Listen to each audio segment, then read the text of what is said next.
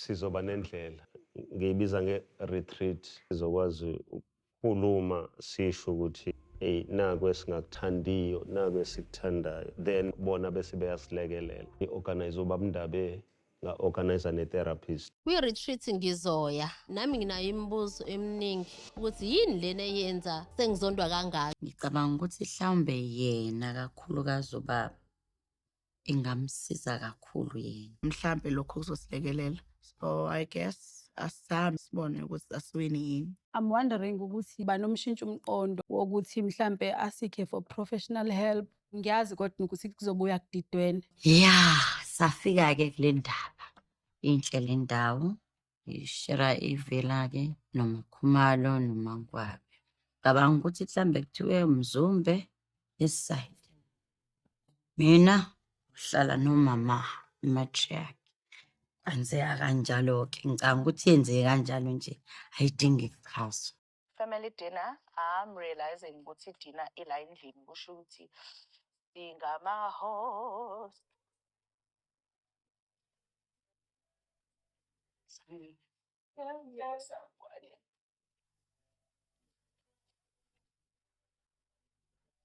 Hey, silindile phela ngoba asazi nento esiyilindile. Since sibiziwe asimazi phela ukuthi ubambekile. Noma mhlambe besezumekile besalele angeke uze wazi.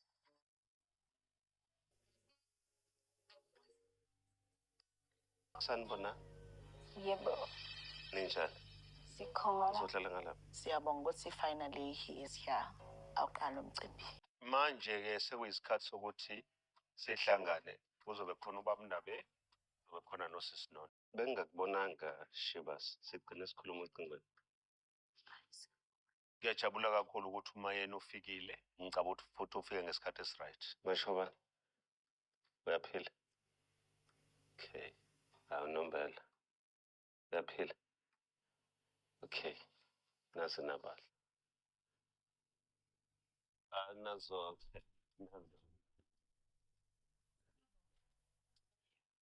kunjani? Siyaphila. Ubabundabe nononto namhlanje into ebaluleke kakhulu ukuthi basilalele njengoba sikhuluma. Bafake imibuzo kodwa engeve i-direct kodwa le mbuzo izosilekelela kwi-conversation yethu. Babundabe uhamba nosisi uNonto. Yebo. For your sake yes Nonto umacele umamkhulu wala ekhaya kaMseleki bese kuba umayeni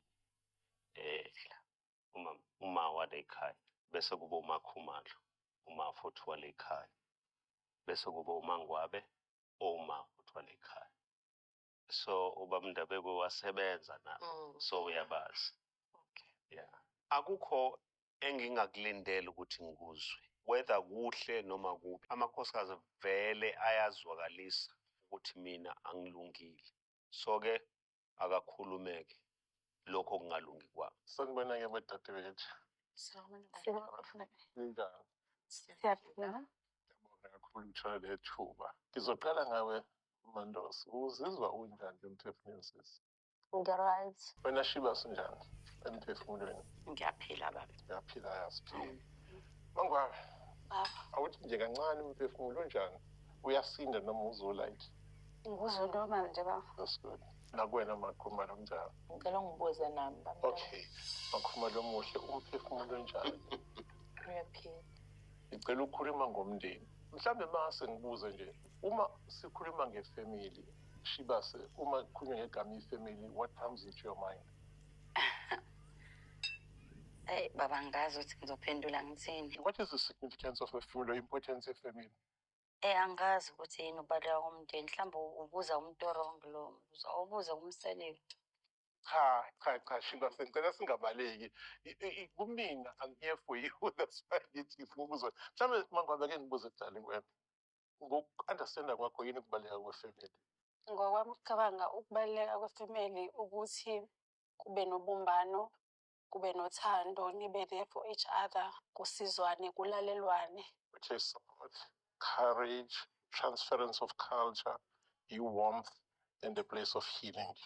Mina kwami ifamily baba nomama nezingane nogogo nomkhulu no-anti nomahlukwana. Mina angithathi ngokuthi siwumndeni sonke sesadlula leso sikhathi. Makhumalo, ngokwakho sisi, what is the importance of family? Angazi babindaba.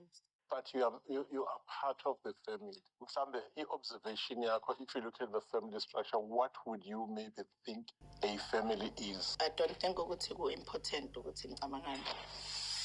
Into engibhekene nayo eyokuthi abantu abaganele esithembweni abakwazi ukuzibona ukuthi basesithembweni ngoba isithembo se-require ukuthi manigane indoda eyodwa nibe usi. Kukhona into esiyesithi i-long-term relationship fatigue syndrome. It happens even to the most good of us. Uthanda umuntu uze ufike kwi-fatigue. Kanti akusangaphelile uthando. So sekufanele ukuthi kube khona izinto nababili enizenzayo different from izinto ebenizenza, because sekune-monotony or angithandi kusasa legama lespark kodwa anisazenza izinto ezistimulateayo nezini-challengeayo. Ama-relationships ayadinga ukuresethwa to reboot i-relationship. Ngoba umuthi-ke nanosi simshiye, I mean, you're destroying a lot of hard work over the years. I'm an anti-divorce person, ngiyaziyo. I-divorce ngi-accepta where ushaywa, uhumiliate noma udegrade, then i-divorce is acceptable to me.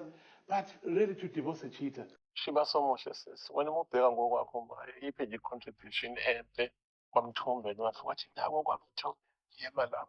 Ngicabanga ukuthi ayikho i-contribution engibe nayo ngokwami mangithi ngiyabuka.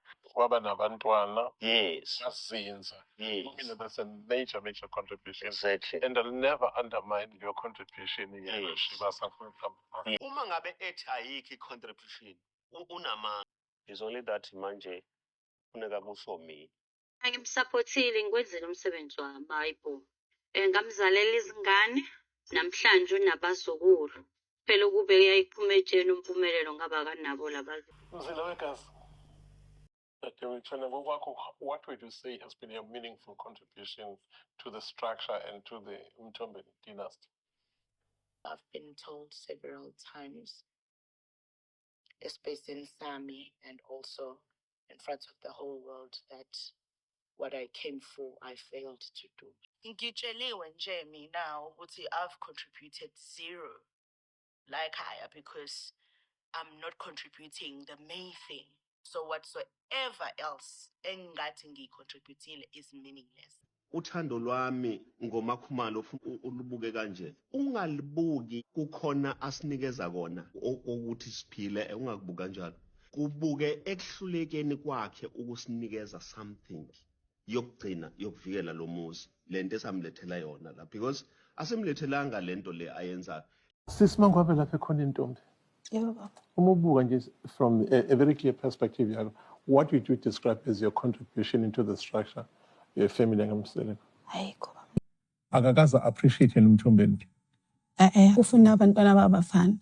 So abamantombazane according to yena basho lutho. Mina ivele ngithuse mangabe zenza street kangaka ekhuluma ngamantombazane nendaba yokukhulisa isibongo because naye I believe uzaleke the same way. Kubuhlungu kakhulu ukuthi mina amakhosikazi ami ngiwabona njengabantu abakhulu abacontributile.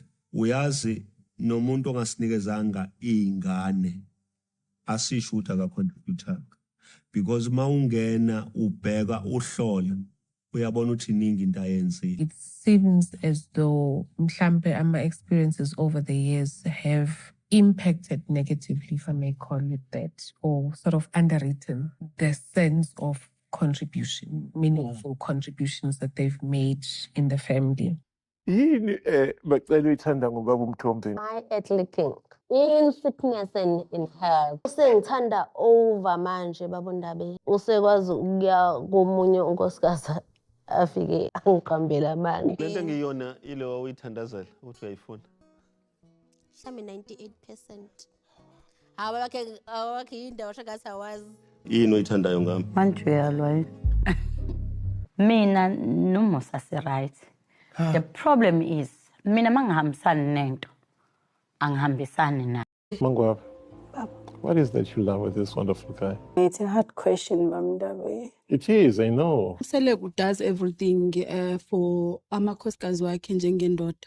Ngiyeke nje lokho okunye akwenzayo ukuhlukumeza kodwa nje he makes sure ukuthi izingane zakhe nefamily yakhe he takes care of them. What are the greatest things that you love and like about Mthombeni? Khona amazwi awawasho uMthombeni wathi he used to love the old me and the new me angamthandi. How's your relationship as the wife of Ubaba Msele? Anginama grudges now.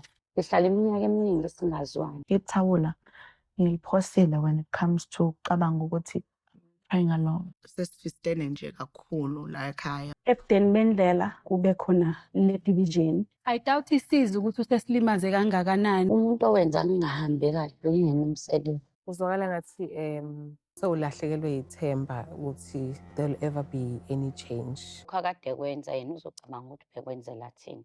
Itherapy ayidingwa yimina. Idinga uyena kahle kahle.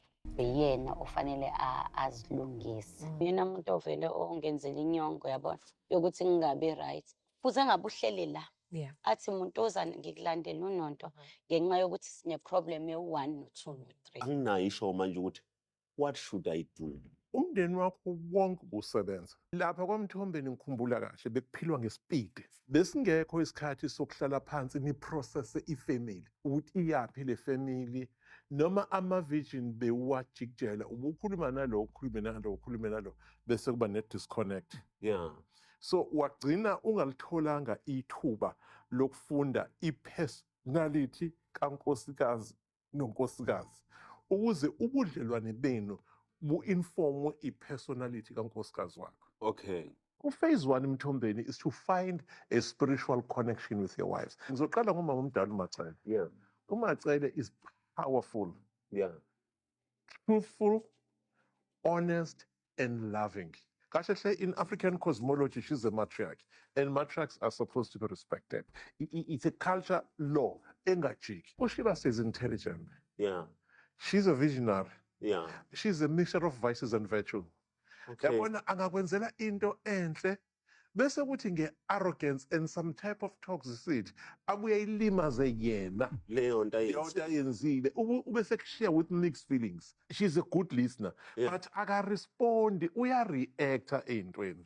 You know, into nje ningahambisani naye uyareacta. Makhomado, Yeah. umzila wegazi kaMashobane. Yeah. Uyabona, she's smart, hard working. I've seen a lot of instances in Mthombeni Yeah. where she had to pull you in to protect you ngoba ebona ukuthi focus in other areas of your development. You'd listen to her, you'd sit her down, and between the two of you, great things happened. Uma Ngwabe is a child to me. Okay. She bears this innocent, that naughty face, smiler. She's still a child that needs a lot of guidance, but she's growing into herself into a very powerful woman. Nongeza kushiywe unomphela. Ngeke ngishilo. Nongeza kushiywe Mthombeni, uyakuthanda. She's got a vision of the type of love that she wants from you. And ufuna wena uthi come in between the strings of the love that she understands to be loving ngendlela yakhe. And by the way, that could create a very deep connection between the two of you. So by the time that you take the inner circle of spirituality, iyona nto ezonibonda together. Yabona-ke bamndabe ngiyabonga and ngizoyithatha yonke lento oyishilo. Because if family more than anything, ngiyafisa ukuthi ngifike mina mase ngilele ubuthongo bokuphumula. Isakhona ihlangene. Ukuhlala noSinonto i-first time yami Nkosi yami ne-therapy. So bandla Nkosi yami nami-ke Nkosi yami ngaba ne-experience ke. Ngiyabonga-ke muntu wami. Uzangisa ku-retreat wangibizela noSino. Emshadweni wami kuningi engikufundayo, kuningi futhi nengikubonayo ukuthi noma ngabe ngangithanda ngangeke ngikwazi ukuthi ngikuvimbe. Ukungasivimbi isithembu, especially isithembu kwamshado, ngenza kahle. I'm happy ngalokho. Kusho ukuthi ubaba yakhe uzimisele ukushintsha because uyena o-invitile, was-invitela nathi. So istep asiqalile siyakhombisa ukuthi kuzolunga. Iya ngakhona. Mina engizokusho in closing words, there is a lot positive that I've witnessed with my own eyes. Emotional, financial, and psychological contributions to the development of Australian wives. ngikubone ngamehlo Mthombeni. And as I say, I still have that man in my mind.